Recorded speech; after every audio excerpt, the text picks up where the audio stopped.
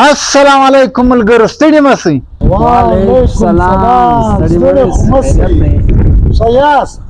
شکر دی شکر دی. تی څنګه را یاست؟ موږ ښه یو. یا ما د هم ښه یو. ماشاءالله شرافه دا دې څومره ښایسته کوټ اخیستی دی. دا دې په څو واخیستی؟ عثمان خانه دا خو په 4000 روپۍ واخیستی. ډېر زورور کوټ دی. د الله بنده دومره ګران کوټ څه کوي؟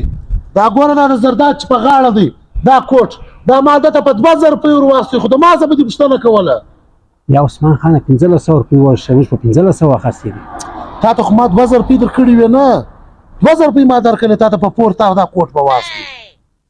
تا به ما ته ویلې ما ډېر ښه کوټ در اخیستی خو ته وګوره د زرداد چې په غاړه دی دا ما 2000 روپۍ درته ورکړلې ده دا کوټ په واخیستی. د ما څه خو سړی پوښتنه وکړي نو یاره خو تا به غږ کوي عثمان به دې سر به وایي عثمان ډېر ښه په کوټو پوهېږي ښه کوټ به در رانیولی وای.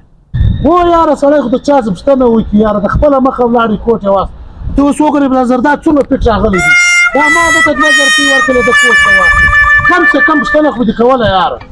ته څه کوې چې یاره مخ دې دې پنچر نیولی دی یاره نیغه یاره 2000 روپۍ دې هر وخت چې دې راکړلې یاره اوله ورځ مې هم درته ویل ما چې په کومه ورځ دې الله درکړلې بیا راکړه ته یاره دی پریشانه شې یاره درځه یو ځای اوس ولاړ شو درځه پریشانه کېږه مه یاره چې الله درکړې بیا راکړې درځه ښه خوند یې وکړې ډوډۍ هو ډوډۍ ښه خوند. اوه چای کوو چل والا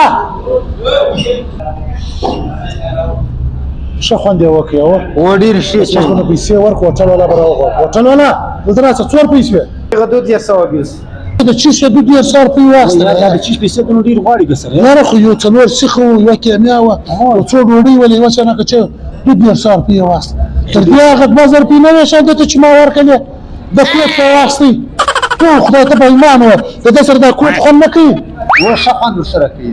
نو هغه 2000 روپۍ ښه وکړې دا ډوډۍ باندې مخکې چې پیسې ولاړې دا ښه یا هغه 2000 روپۍ ښې. هغه ته ورته وګوره څومره خوند سره کوي یاره ته دا رقم ترې ومه کښېنه یاره چې خدای درکړې بیا راکړه خلاص وارم درته ویلي دي یاره 2000 روپۍ دې څه کیسه ده یاره. سلام علیکم زرداد خانه څنګه یې خیرات یې ښه جوړ یې یاره زرداد خانه ما دلته د دکان حساب کوئ تا ته ما تېره میاشت 15000 په پور درکړي وې که 2000 یا یاره 15000 نه خو 2000 روپۍ د په پور راکړي وې یاره. ښه 2000 روپۍ وې یاره ما په دکان حساب کوئ ماشین خول ما ته د 15000 روپۍ درکړي هېرې مې نو خو یوه نیمه میاشت مخکې مې 2000 روپۍ درکړي وې ابا ټیک دی صحیح ده 2000 روپۍ دي نه یا 2000 روپۍ دې راکړي وې یاره پس زما خبره اورې زه دکان ته ځم د هلته به ګپه کوو.